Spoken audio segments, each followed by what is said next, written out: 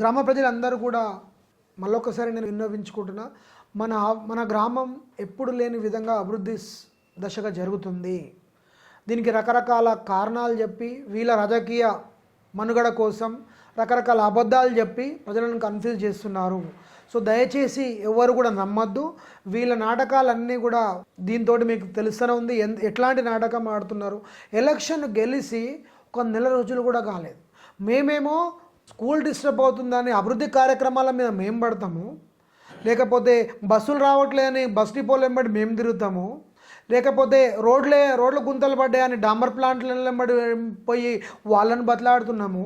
నీళ్ళకు ప్రాబ్లం ఉందని చెప్పేసి వాటర్ ఫిల్టర్ ఒక దాతను పట్టుకొని వాటర్ ఫిల్టర్ తీసుకోవడానికి మేము పోతాము.